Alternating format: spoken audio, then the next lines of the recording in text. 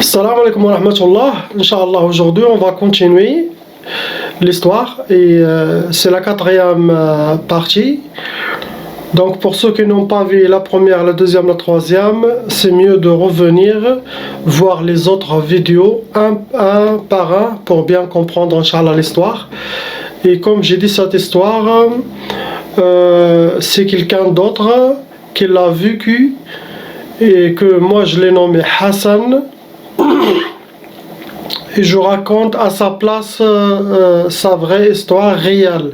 Ce n'est pas mon histoire à moi-même, car apparemment il y a des gens qui ils ont mélangé. Ils croient que c'est mon histoire et que ce Ruqya France et Cheikh Adam son histoire. Non, ce n'est pas mon histoire. Je peux raconter mon histoire, ma vraie histoire, Inch'Allah, quand j'aurai de temps dans les prochaines vidéos. Je vous raconte dès le début, Inch'Allah, jusqu'à la fin, jusqu'à maintenant. Bi'idnillah. Donc, on a laissé l'autre fois, comme on a dit, donc après que Hassan, il a eu l'histoire avec le plus grand directeur de toute la police de la capitale au Maroc. Cette histoire, ça commence à passer par bouche à bouche dans les milieux des polices, les polices secrètes et dans tout le Maroc. Donc de cela, il est devenu plus connu et les gens le respectent plus. Il a eu un autre respect de la part pas des gens normaux, mais des gens haut gradés, des gens très riches, des gens dans l'État.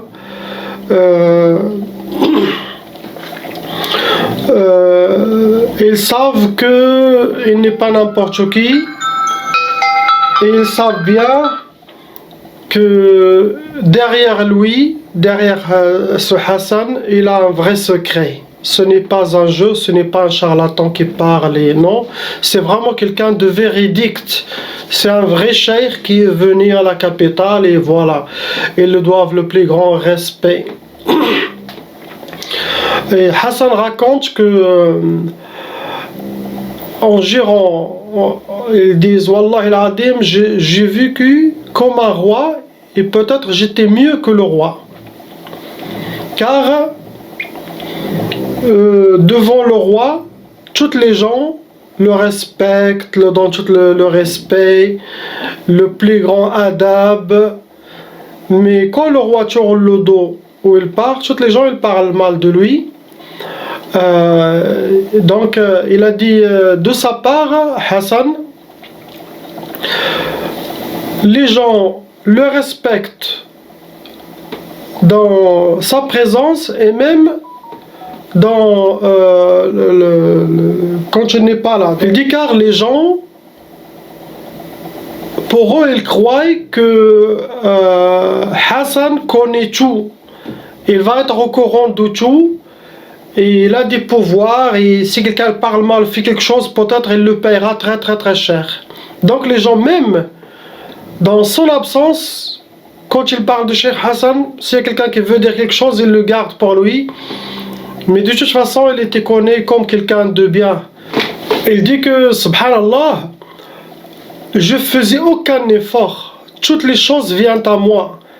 Il a dit, si j'ai besoin des papiers administratifs, seulement je parle avec quelqu'un, tout est fait dans la journée, même sans argent, sans rien payer. Il a dit, il ne se fatigue pas. Il a dit, même les maisons, les appartements, ça le vient, mais vraiment, mais gratuitement. Il paye rien, il paye ni loyer ni rien. Dit, quand il demande quelque chose, les gens, ils le servent. Donc il raconte que jusqu'à maintenant, tout est bien. Jusqu'à un jour, et ça c'est très important de l'entendre et être bien présent de la suite. C'est très très important, car c'est ça qui va changer toute l'histoire. Ça va prendre l'histoire à un autre massar, un autre chemin. Il dit jusqu'à un jour, il y a quelqu'un qui est venu à lui et c'était un fils d'un homme que lui, Hassan, aimait très très très très bien. Et c'était à l'époque de Cheikh al-Mahi. Cet homme venait voir son maître Cheikh al-Mahi. Et c'était même son père de ce dernier qui est venu. Il avait un très bon adab, très bonne manière et était quelqu'un de très très très bien, très gentil. Donc, le fils, il est venu et Hassan, bien sûr, il était très très très content de le recevoir. Il l'a accueilli, tout ça. Et l'autre lui a dit, voilà, j'ai besoin d'un service, mon frère. Voilà, ma femme m'a quitté. Il m'a laissé les enfants. Il est parti fâché. Et vraiment, j'aimerais bien récupérer ma femme. Je l'aime beaucoup. Et vraiment, je commence à tomber malade. Je ne peux ni manger, ni rien faire. Je ne peux pas rester sans elle. Et cet homme, vraiment, il commence à pleurer. Il pleure, il pleure. Donc Hassan raconte de le voir aussi en pleurant. Et je lui ai dit, ok, reviens demain, Inch'Allah. Le jour après, il est venu à l'heure. Il m'a demandé qu'est-ce qu'on doit faire et tout ça. Donc je lui ai dit que si vous voulez, je peux partir avec toi et parler avec votre femme, Inch'Allah, et comme ça les choses reviennent comme avant, si tu veux. Et l'autre, il a dit non, non, il va pas revenir, c'est très très difficile, ça va, il est parti, je ne pense pas que ma présence ou ta présence chez elle, ça va la changer, mais s'il te plaît, fais-moi quelque chose pour que ma femme me revienne et pour qu'elle revienne à ses enfants. Donc je lui ai dit, Hassan, ok, je vais faire mon travail et tu me tiens encore. Il est parti très content, remerciant et tout ça, et qu'il va me tenir au courant, Inch'Allah. Donc le soir même, j'ai fait mon travail. Et une semaine après, il m'a appelé en me remerciant, très content, Barakallahu fik, et vous connaissez, Tata, si j'ai besoin de quelque chose, n'hésitez pas, est-ce que je dois te payer quelque chose? Et à cette époque, moi, j'avais pas besoin de rien du tout.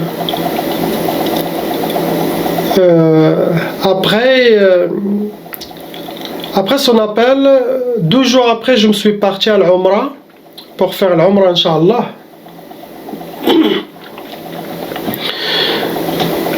Il dit, à mon retour de l'Umrah, là, les choses commencent à changer dans toute ma vie.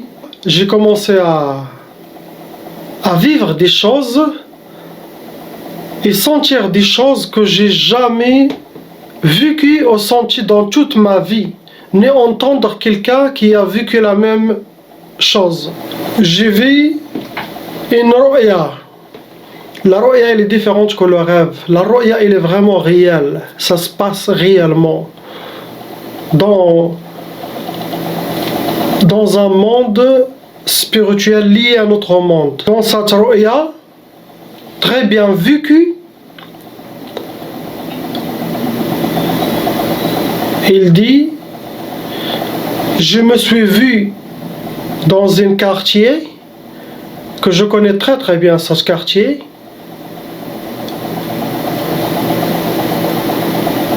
dans une maison, à l'intérieur d'une très grande maison,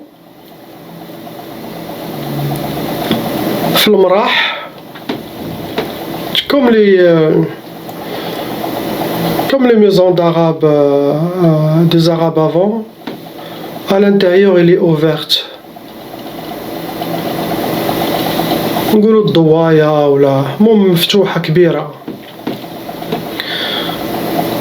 Je me suis vu, il y a deux hommes venant me prendre à l'intérieur de cette maison, في المراح في الحوش الداخل. Ils commencent à creuser une tombe. Et après, ils m'enterrent vivant.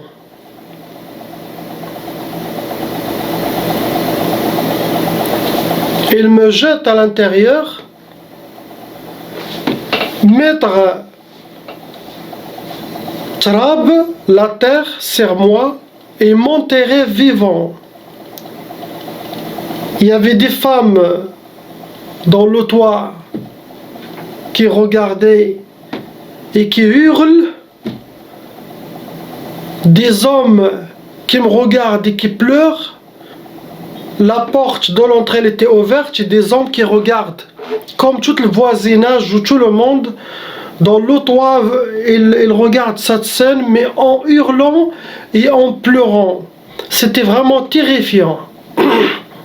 Et dans cette roya, je sentais tout, mais vraiment tout. Tous mes sentiments, ils étaient plus que réels. Je sens quand ils me prennent et l'entourent, le kafan, le tissu blanc autour de moi, ils racontent. Il le jette dans la tombe et il verse sur lui la terre. Ils sentent la terre et ils sentent la mort tout doucement. Ils sentent qu'il commence à s'étouffer avec les cris, les étouffements, et il le vit. Mais il le vit pour de vrai, ce n'est pas un jeu, il le vit à 3000%. Il meurt. Et quand il s'étouffe, il meurt, directement il se voit encore dans une autre chambre de cette maison. Et il essaye de courir pour s'échapper. Car dans le rêve, il sait très bien qu'ils vont l'enterrer encore. Il ouvre la porte, il va en courant. Dans la rue, il connaît tout, il connaît le café, il connaît tout. Il court pour de vrai, il monte dans un bus. Et directement, le chauffeur de bus tourne, il le regarde méchamment, il s'arrête, la porte s'ouvre. Et les deux hommes entrent et le prennent. Par force, pareil encore. Je sors de la maison, je cours, je me trouve dans une autre maison, dans un taxi ou dans un café. Je m'échappe, je vois deux autres hommes venir m'attraper. Impossible de s'échapper de eux. Ils me font revenir jusqu'à la maison. Ils me jettent encore et ils m'enterrent vivant. Je goûte encore la torture de la tombe. Je goûte l'étouffement. Je goûte la peur. Et je goûte après la mort. Mais réel. Je n'ai jamais vu une ru'ya comme celle-là réellement. Donc toute la nuit, ça a été comme ça. L'enterrement, vivre la torture et vivre la mort. Et dans le rêve, j'étais libre, je peux courir à droite, je peux sauter, je peux pousser les gens. C'était plus que réel. Le jour après à mon réveil, j'ai demandé aux djinns que je travaillais avec eux, leur disant c'est quoi ça? Les djinns ils ont répondu que ça ne vient pas de la sorcellerie et ça ne vient pas des djinns. C'est quelque chose en dehors de notre domaine, de notre capacité. Kharij an iradatina. Qu'est-ce qu'on dit en arabe? En français, je ne sais pas. Il sort de notre irada. Ils ont dit c'est quelque chose rabbani, quelque chose d'Allah. Car ils ont vérifié, il n'y a pas de sorcellerie, il n'y a pas d'attaque de djinn, il est impossible qu'il y ait d'attaque de djinn. C'est quelque chose d'Allah subhanahu wa ta'ala. Après leur réponse, j'ai pris un peu de temps en réfléchir. Qu'est-ce que j'ai vécu? C'était vraiment réel. C'est quoi tout ça? C'est à cause de quoi? Est-ce qu'il est lié à mon travail? Qu'est-ce que j'ai fait? C'est quoi ça? Ces attaques, vraiment ce sentiment de la mort et la torture réelle. Il était tellement réel que à mon réveil, ça se voyait sur moi. La fatigue et je n'ai pas dormi. Et je ne pouvais pas recevoir même les gens. Donc la première soirée après, il n'y a rien qui est passé. J'avais toujours peur. J'ai essayé d'oublier un tout petit peu, mais c'est impossible d'oublier ce que j'ai vécu. Le jour après, il n'y a rien qui est passé. La nuit du deuxième jour, pareil, il n'y a rien qui est passé. Et je ne recevais pas les gens. Pendant 4 jours, il n'y a rien qui est passé.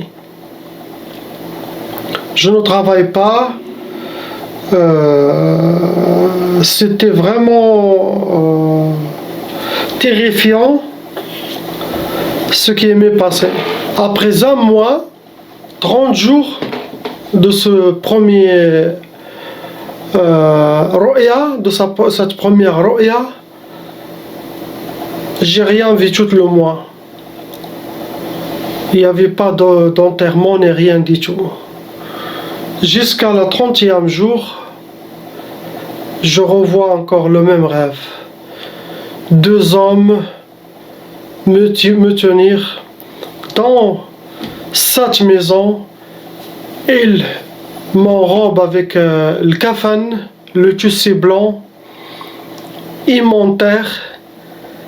Et les hurlements des gens, les enfants choqués qui crient, les hommes, personne ne peut rien faire. Ils regardent la scène.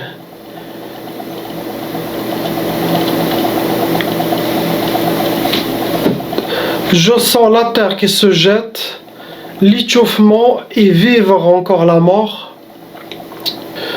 Dans la tombe, l'échauffement dans la tombe, réel. Je m'échappe encore, je sors dans la rue, je pousse les gens en courant, je supplie les gens, je crie. C'était réel, les gens ils regardent, qu'est-ce qu'il a lui, ils regardent derrière moi, je suis suivi par qui?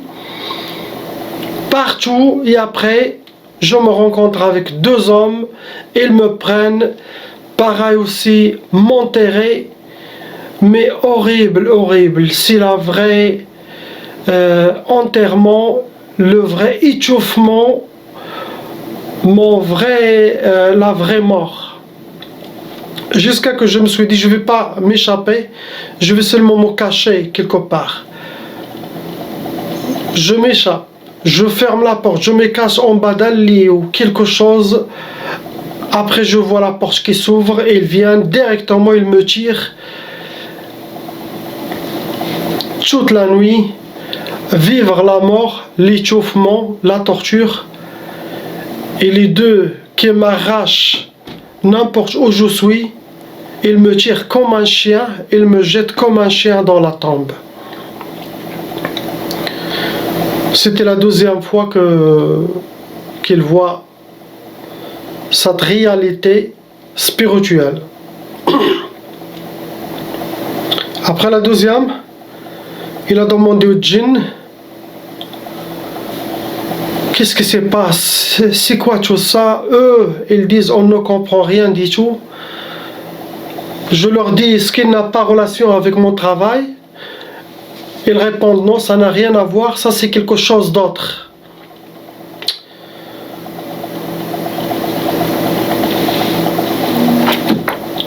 Donc, tous les jours, c'était mes pensées, c'était que ça. Il n'y avait pas de place de penser à quelque chose d'autre que ça. C'est quoi tout ça? Et chercher c'est quoi la cause.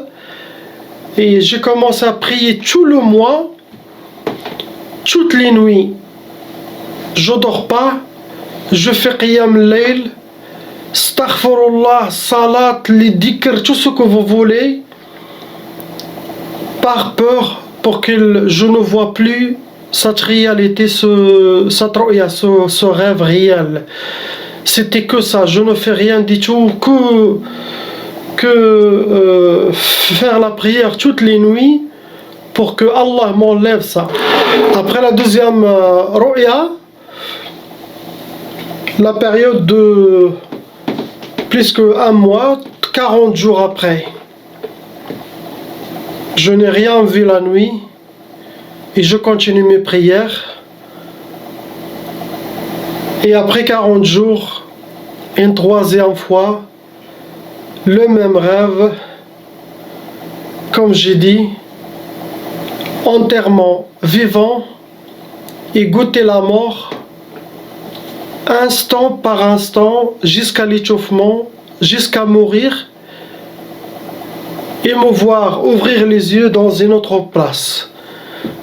Et je cours et les deux hommes viennent, me prennent toute la nuit comme ça. Vivre la mort, mais vivre la mort pour de vrai. Pour de vrai. Le jour après, il n'y a plus de force. La santé se dégrade physiquement, psychologiquement, détruit. J'ai décidé d'aller voir le quartier, cette maison. Cette maison, je l'ai vue de l'extérieur. Je connais déjà ce quartier. Quelqu'un qui passe de passager, mais je reste pas longtemps. C'est un quartier, dans mes trajets, je connais ce quartier. Donc, le jour après, j'ai fait ma prière, j'ai fini mes choses, je me suis dirigé vers le quartier, et subhanallah, je regardais, je me rappelais de tous les détails. Tous les détails. Car pendant l'enterrement et quand je m'échappe, la rue, à droite, à gauche, c'était bien réel, c'était ça, j'étais là. Je courais par là, j'allais par là, je me cache par là. C'était là, jusqu'à je cherche la maison où ils m'enterrent, ces deux hommes. Jusqu'à arriver à cette maison, de l'extérieur, je l'ai connue. L'intérieur, j'ai pas entré. Et même, subhanallah, le café en face de la maison, à côté, c'était là où je me suis couru, demander de l'aide et se cacher, supplier les gens. C'était exactement le café, le quartier, la maison, c'était tout.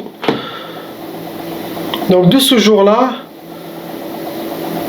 toujours, je sors le matin et je viens je prends du thé ou je prends un café, je m'assois et j'observe cette maison. C'est quoi son secret? Pourquoi tout ça, ça m'est arrivé dans cette maison à l'intérieur? Quelle relation avec moi? Peut-être il y aura un indice ou un secret qui sera révélé même par les djinns. C'est quoi cette place? Qu'est-ce qu'il y a dans cette place? Pourquoi? Donc chaque jour, j'aille, j'observe. Je vois des gens qui rentrent, qui sortent dans cette maison. Mais c'était un vieil homme et une vieille femme qui entrent et sortent. Ils ont des petits enfants qui viennent les voir, ou peut-être leurs enfants. Il n'y avait pas quelque chose d'anormal dans cette maison, subhanallah.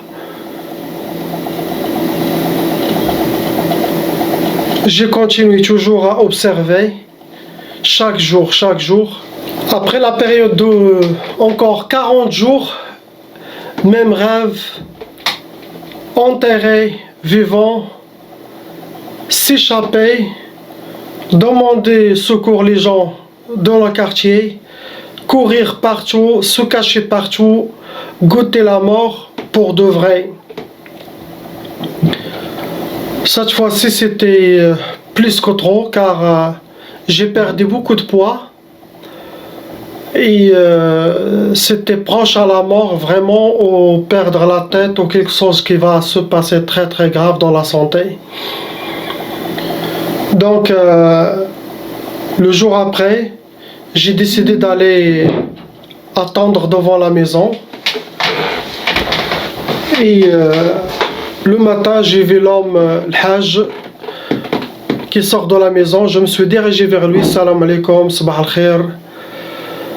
Le Hajj, voilà, j'aimerais bien vous parler de quelque chose de très très sérieux. Si vous me permettez, on peut s'asseoir dans le café à côté et de vous expliquer. C'est vraiment très très important et j'ai besoin de votre aide.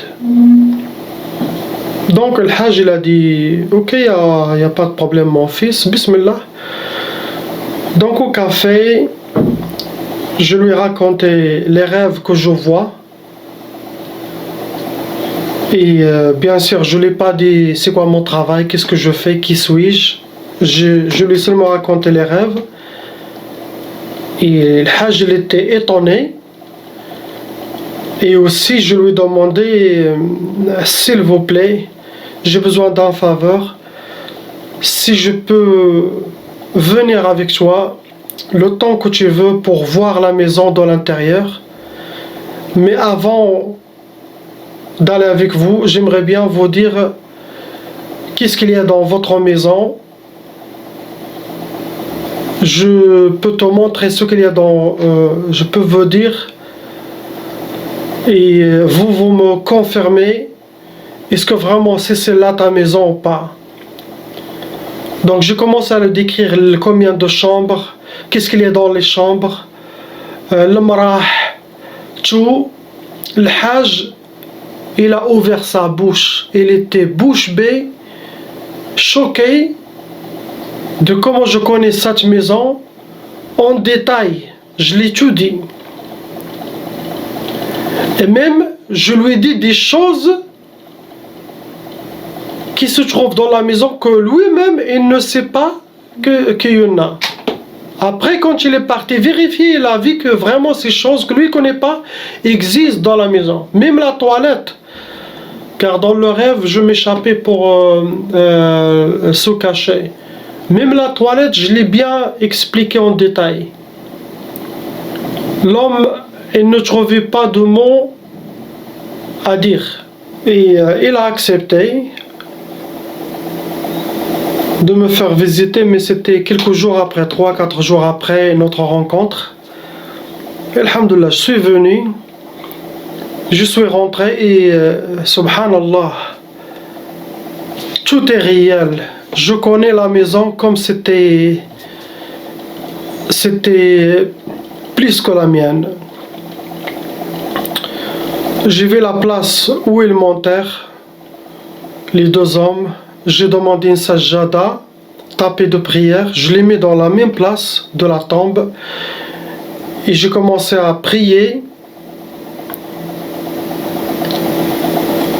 en demandant à Allah subhanahu wa ta'ala, j'ai fait des rak'at, demandant à Allah subhanahu wa ta'ala qu'il me montre c'est quoi ça, qu'est-ce qu'il y a, qu'est-ce que j'ai fait, de me guider vers n'importe quelle chose pour attraper, pour arriver à résoudre et de ne plus voir ce problème et demander qu'Allah me pardonne et surtout me montrer c'est quoi tout ça, me faire arriver au final de cette histoire et tout ça.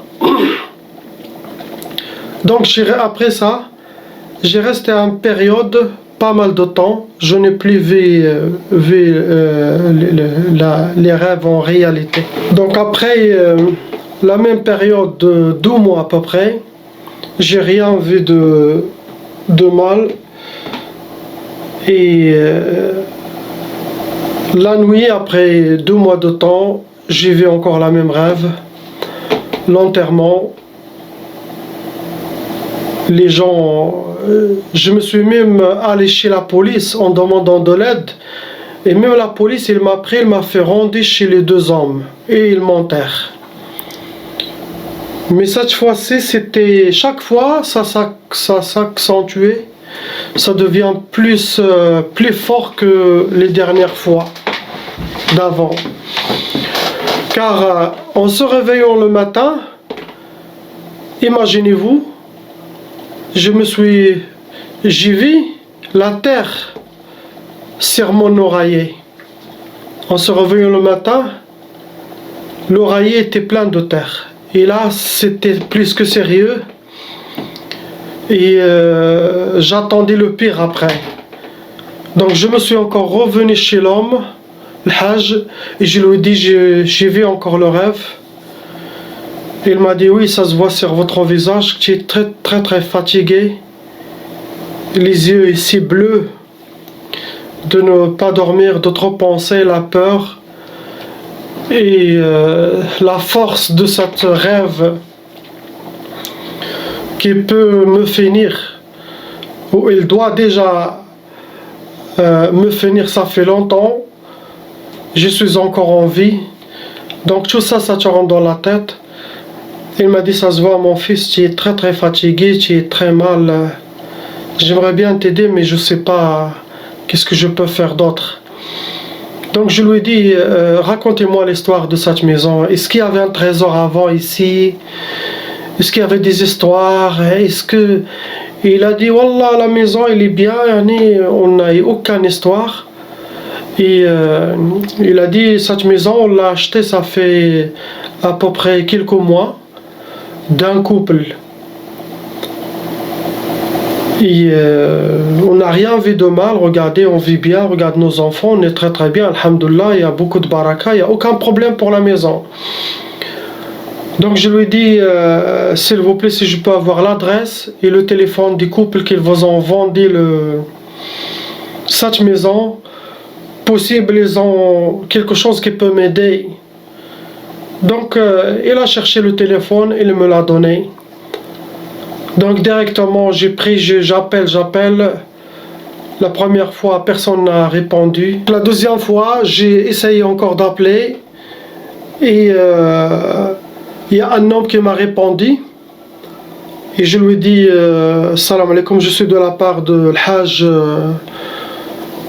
celui qui a acheté la maison, et j'aimerais bien vous rencontrer. C'est quelque chose vraiment qui est très très important et il faut qu'il soit le plus proche possible. C'est quelque chose qui a relation avec la vie ou la mort.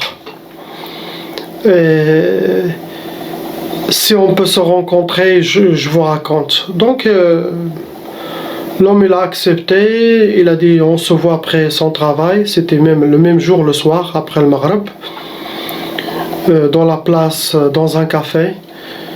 Et voilà, le rendez-vous est fait, je me suis allé au café, j'ai rencontré l'homme, je lui ai expliqué Et en le demandant, est-ce que cette maison elle a quelque chose de spécial ou est-ce qu'il s'est passé quelque chose dans cette maison? S'il te plaît, n'importe quelle information que tu peux m'aider. Yani qu'Allah il vous récompense, vous allez m'aider. Et lui, il a dit dans la maison, bah, regardez, c'était... Moi, j'ai vécu dans cette maison. Et après, je n'ai plus besoin. Et je l'ai vendu tout simplement. Il n'y avait rien d'anormal. C'est une maison normale comme toutes les maisons. Après, j'ai comme j'ai insisté beaucoup, s'il vous plaît. Et cette maison, vous l'avez héritée, vous l'avez achetée. Toutes ces questions pour arriver à quelque chose. Après, il m'a dit non, non, tout est bien, tout est normal. Dans la maison, il n'y a rien du tout. Après, je lui ai dit, ne la prends pas mal, mais j'aimerais bien, si avec votre présence, parler avec votre femme. Possible, n'importe quelle chose, n'importe quel info, pour m'aider, s'il vous plaît, je serais très ravi, et comme ça. Donc, il a baissé sa tête, il a fait comme ça. Il a dit, ma femme, je ne suis plus avec elle. On est divorcé, je l'ai divorcé. Et vraiment, je ne sais même pas il est où. Il se trouve où. Donc, j'ai continué encore à insister. Même lui, il avait dans mon visage que j'étais pas bien et tout ça. Donc, après, alhamdoulilah, il m'a donné le numéro de son ex-femme. Et je lui ai demandé, est-ce que vous connaissez dans quel quartier se trouve, dans quelle ville, si vous savez. Il a dit ce que je connais, qu'il travaille dans un café, dans le quartier Foulan. Et il m'a donné son prénom qui s'appelle Kada ou Kada. Donc, j'ai pris le téléphone, j'ai appelé plusieurs fois, personne ne répond, donc j'ai décidé d'aller dans le quartier et se diriger vers le café où normalement cette femme travaille. À mon arrivée dans le quartier, dans le café, j'ai demandé, ils m'ont dit que cette femme n'est pas là. Et ils veulent pas me dire plus. Donc dans le quartier, j'ai rencontré quelqu'un qui me connaissait très bien et je lui ai demandé à propos de cette femme et il m'a dit Inch'Allah ce soir je te donne les nouvelles, je vais la trouver, je vous donne de ces nouvelles. Et vraiment, subhanallah, le soir même, la personne m'appelle. Salam alaikum Cheikh, comment vous allez? Alhamdulillah, désolé de vous dire que cette femme ne travaille plus dans ce café et maintenant malheureusement et c'est une femme qui est devenue une femme de la rue. Ça veut dire qu'elle travaille comme ba'i'at al-hawa. Il travaille comme une prostituée. Il est venu récemment dans ce quartier, il travaille comme prostituée. Et donc, je lui ai demandé, s'il vous plaît, si tu peux m'arranger un rendez-vous avec elle. Il a dit que je vais faire et c'était ça. Il l'a contacté, il l'a rencontré et il m'a fixé un rendez-vous avec elle. Et c'est ce qui est arrivé. Je l'ai rencontré dans un café. À mon rencontre avec la femme, je lui ai demandé, je lui ai dit que j'ai vos coordonnées par votre ex-mari et je voulais vous parler de quelque chose de très très très important. Donc elle directement m'a dit, quand il a rencontré son ex-mari, est-ce qu'elle a été avec ses enfants? est-ce qu'il avait des enfants avec lui ou pas? Je lui ai dit non, je l'ai rencontré que lui toute seule. Et là, j'ai compris que elle avait des enfants avec cet homme. Et apparemment, l'homme, il a pris les enfants après le divorce. C'est lui qui a pris les enfants. Et elle, depuis la rencontre, elle fait que pleurer. Car cette histoire, il a fait rappeler de son passé, surtout de ses enfants. Je lui ai demandé dans la maison où vous étiez avec votre ex-mari, est-ce qu'il y avait quelque chose de spécial dans cette maison? Est-ce que c'est passé surtout quelque chose dans cette maison? Elle a dit non, la maison elle est normale, il n'y a rien d'anormal dans cette maison.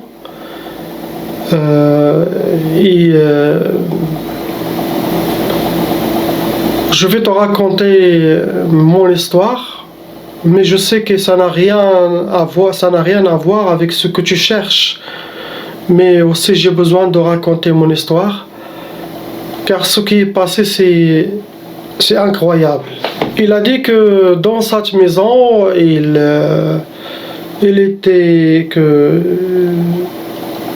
a dit que j'étais très bien avec mon mari, je l'aime bien mon mari, j'ai une fille, un garçon avec lui, et on vivait très très bien, il n'y avait aucun problème, jusqu'à un jour, je ne sais pas qu'est-ce qui s'est passé, je me suis trouvé avec un homme dans sa maison.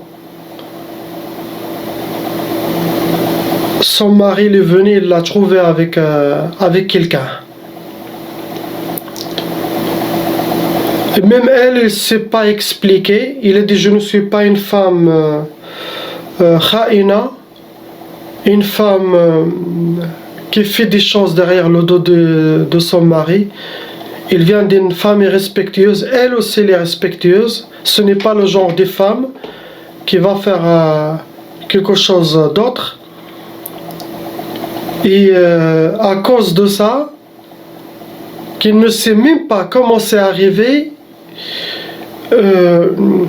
il a perdu ses propres familles, ses parents ils l'ont jeté, son mari il l'a foutu dehors, ses enfants, il a perdu ses enfants, son mari, sa propre maison, ses propres familles. Il est devenu sans maison et dans la rue. Et il a essayé de travailler, mais c'était toutes les choses qui le poussent à sortir dehors et à être comme une prostituée pour vivre. Donc il a dit c'était ça qui est... Désolé de te raconter cette histoire, je sais que ce n'est pas ça que tu cherches. Et la femme dit Wallah il adim, Wallah, je ne suis pas quelqu'un qui trahit son mariage, son mari et qui fait quelque chose de pareil. Il a dit, comme je vous dis, je ne sais pas qu'est-ce qui est arrivé, je me suis trouvé avec cet homme, et il ne sait pas. Donc moi j'ai commencé à le dire, expliquez-moi, qu'est-ce que tu as senti, c'était quoi ton sentiment, c'était... Et quand il me raconte, je reconnais des choses, car mon travail c'était dans ce domaine. Les gens ont sorcelé, les gens de djinn, donc je connais ce monde. Donc quand il m'a raconté tout ça, j'ai bien compris que elle est innocente. Et c'est quoi qui l'a poussé, je comprends très bien que ça ne vient pas de elle. Donc je connais très bien qu'est-ce qui s'est passé. Et là, je lui ai dit oui, ça, je suis sûr et certain que ça ne vient pas de vous. Je sais que ça peut être un travail de djinn, au travail de la sorcellerie, mais c'est ça ce qui est arrivé. Je sais que ce n'est pas vous. Inconsciemment, et toutes les choses sont venues très vite. Et voilà l'histoire. Et je lui ai dit, est-ce que tu peux me dire, m'expliquer plus et me montrer c'est qui cet homme que vous étiez avec lui, vous le connaissez? Il m'a dit un instant. Et il a commencé à regarder dans son téléphone, il a fait sortir son téléphone, il a cherché dans les photos, et là il a fait sortir une photo, il a tourné le téléphone vers moi, et là, le choc total.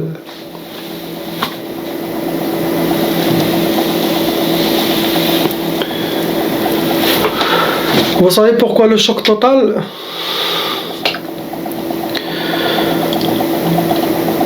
Car la photo qu'il m'a montrée, c'était l'homme qui est venu me voir et qu'il a dit que sa femme, elle est partie.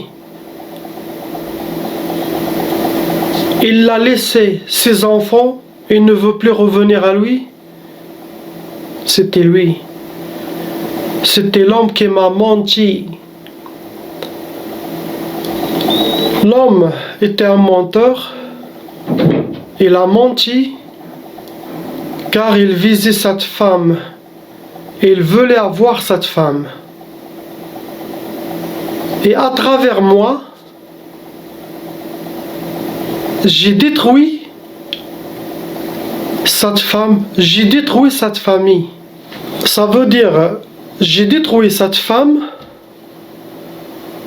j'ai détruit ses propres enfants, j'ai détruit une famille, j'ai détruit son mari, j'ai détruit ses parents. Et à cause de moi, cette femme, elle travaille, astaghfirullah, comme une prostituée. Quand j'ai entendu cette histoire, et cette femme et la photo, vous ne pouvez pas imaginer le choc, car ce n'est pas qu'un choc, c'était en arabe on dit so'aqt, sa'iqa so'aqtu. C'est plus fort que le choc.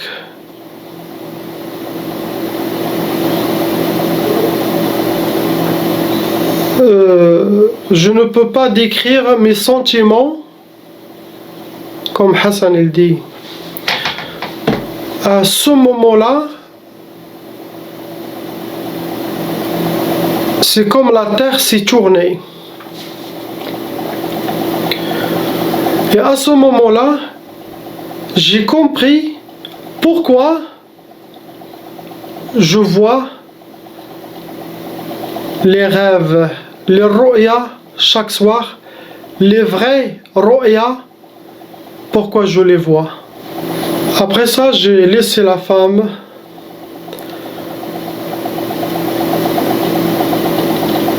en entrant dans une très grande culpabilité, un sentiment que j'étais injuste et que à cause de mon travail,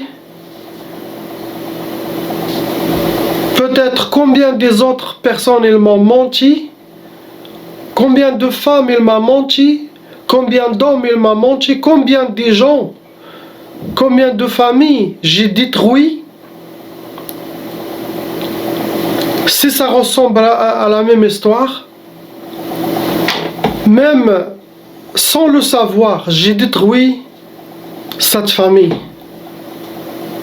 Même comme mon intention, si je savais, je ne vais pas le faire. Impossible de travailler pour quelqu'un qui souhaite ce genre de travail. Car ce n'était pas ça mon nia. Mon nia n'a jamais été de faire de mal à personne. Malgré que je ne connais pas. Mais la chose que je connais très très très bien et par certitude, que j'ai détruit, et cette famille, c'est comme je l'ai maudit, c'est comme j'ai jeté une malédiction sur eux. Ces deux enfants, ils vont grandir, qu'est-ce qu'ils vont écouter de leur mère? qu'est-ce qu'ils disent les familles, les amis de cette femme. Et combien d'autres que moi je ne sais pas. La même nuit, j'ai dormi et j'ai vu le même rêve toute la nuit. La torture, l'enterrement. Le jour après, il y avait une seule décision dans ma tête que j'ai prise. C'est essayer de réparer et en même temps arrêter mon travail, définitivement. Mais comment je dois arrêter ce travail? Et j'ai une initiation, un ahd avec les djinns. Comment je vais faire pour s'en sortir? J'ai décidé d'appeler la femme et lui dire la vérité, qu'est-ce qui se passe, et d'essayer d'arranger entre toute la famille que j'ai détruite. J'ai contacté son ex-mari, je lui ai tout expliqué, j'ai tout essayé pour qu'ils reviennent ensemble. Le mari, il ne m'a même pas cru, ou peut-être n'a même pas donné d'importance, ou il n'a pas cru, il ne voulait pas se profondre beaucoup dans ça. Mais impossible qu'il revienne avec cette femme. J'ai tout fait chaque jour, pendant 2 semaines, jusqu'à que j'ai perdu vraiment espoir que je peux régler entre l'homme, ses enfants, ses parents, jusqu'à le jour où j'ai décidé de contacter encore la sœur, la femme, et je lui ai dit pour réparer les dégâts que j'ai faits, j'aimerais bien se marier avec toi et que tu deviennes ma femme ala sunnat Allah wa rasuluh, par la sunna d'Allah et de notre prophète sallallahu alayhi wa sallam, Sayyidina Muhammad sallallahu alayhi wa sallam. J'ai demandé seulement qu'elle me pardonne. Je me marie avec vous et tout ça, seulement pardonnez-moi. Et que ne travaillez plus, c'est moi qui s'occupe de tout. Je vais travailler, toi tu ne travailles pas. Et je serai un très bon mari pour vous toute la vie, seulement pardonnez-moi. Elle m'a dit, je te pardonne, mais tu n'es pas obligé de se marier avec moi. C'est bon, qu'Allah te pardonne. Ce qui est fait est fait, mais tu n'es pas obligé de demander. Donc j'ai insisté, et après quelques jours, préparé tous les papiers de son côté et mon côté, donc je me suis marié avec elle, et elle est devenue ma femme. Donc il y a quelques jours qui sont passés après mon mariage avec la femme. J'ai contacté des gens que son mari les respecte beaucoup, il les aime aussi beaucoup et ils peuvent les écouter. Je les ai contactés, je t'ai expliqué, et ces gens-là, ils ont réussi, alhamdoulilah, à régler entre la femme et ses enfants, que la femme peut voir et rencontrer encore ses enfants. Et alhamdoulilah, j'ai réussi dans une période, petite période, à régler entre le mari et sa femme. Et la femme, elle est restée ma femme. Mais déjà, régler entre elle et son mari, et régler entre elle et ses enfants. Ça, c'était déjà quelque chose de très bien. Donc, j'ai resté une période, je ne vois pas le rêve, mais toujours j'attendais que ce rêve, il va venir. J'attendais, j'avais toujours cette peur que ce rêve reviendra encore. Jusqu'à une nuit, je vois les deux hommes qui me prennent, me font rentrer dans la maison, creuser la tombe, et au moment qu'ils veulent me jeter, il y a une voiture qui s'est arrêtée et 4 hommes sont sortis de cette voiture. Ces 4 hommes, ils avaient comme uniforme de soldats. Il y avait leur chef qui a dit aux 2 hommes qui me tenaient, il les a dit, c'est bon, arrêtez, votre mission s'arrête là. Ils m'ont pris les 4 hommes, ils m'ont mis dans la voiture, ils m'ont mis au milieu, derrière, un à droite et le deuxième à gauche, et 2 devant. Le chef était celui qui est devant, et le conducteur, les 4 hommes. Donc le chef qui est devant, c'était leur commandant, leur général, quelqu'un de très haut placé. Il m'a dit, tu es vraiment quelqu'un de très chanceux, car tu es encore vivant.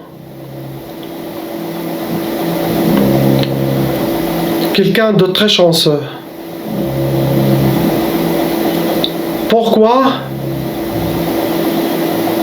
Car tu peux être décédé même sans les rêves, une mort soudaine, sans ces rêves de l'enterrement, et tu montes chez Allah comme ça, à l'état où vous êtes. Ou tu meurs pendant tous ces enterrements que tu as eus. Impossible que quelqu'un s'échappera de la mort. Mais tu es très chanceux.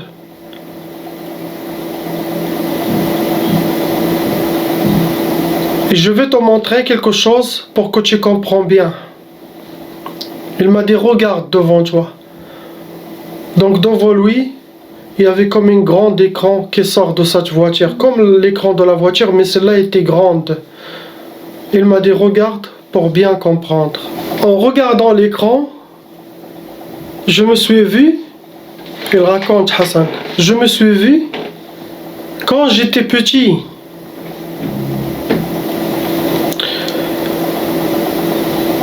Et j'aille rendre visite à mes frères.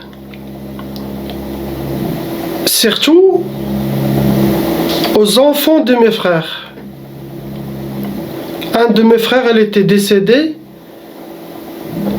Malgré que mes frères, ils m'ont pas traité bien dans leur vie.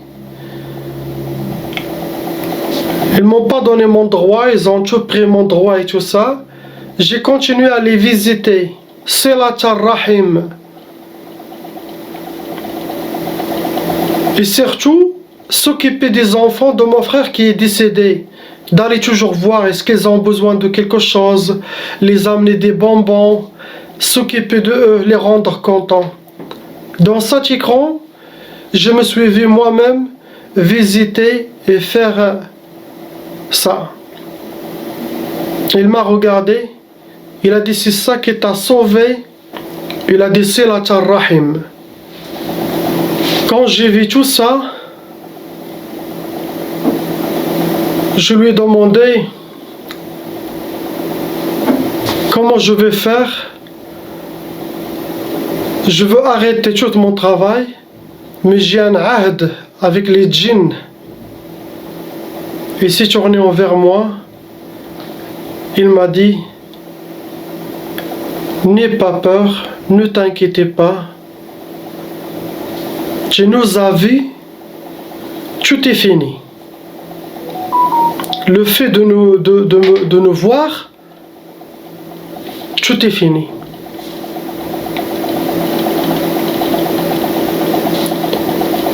Et de ce jour-là, je me suis réveillé. Vous ne pouvez pas imaginer. Avec un paix intérieur, avec une rahma, avec un sentiment que j'ai jamais senti.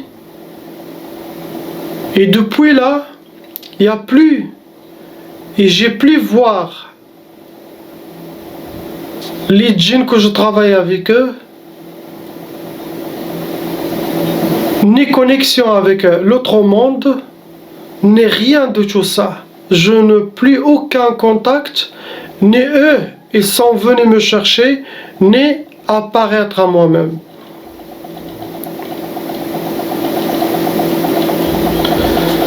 Tout est fini, je n'ai plus aucun contact. Et j'ai compris que ce qui m'a sauvé, c'est Silat Rahim, c'est rendre visite aux proches, quel que soit, les rendre visite. Il y a des choses qui sont haram dans la religion, que Sayyidina Muhammad sallallahu alayhi wa sallam nous a interdit de faire. Il ne faut pas s'approcher, même avec bonne intention. Tu peux faire beaucoup de mal et tu peux avoir des conséquences très très graves. Je vous laisse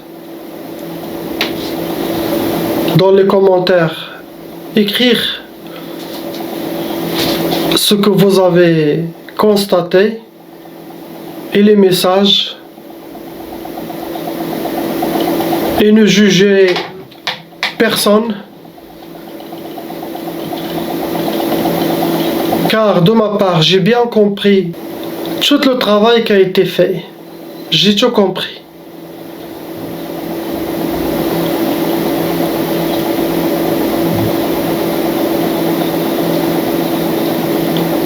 Donc je vous laisse prendre la conclusion. La ilaha illallah, Muhammad Rasul.